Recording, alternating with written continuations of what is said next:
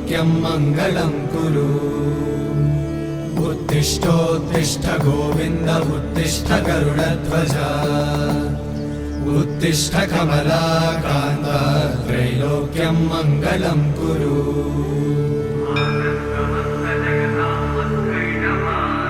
मातः समस्त जगतां मधुकैटभारे वक्षो विहारिणि मनोहर दिव्यमूर्ते श्रीस्वामि निःश्रित जनप्रिय दानशीले श्रीवेङ्कटेश दयिते तव सुप्रभातम्।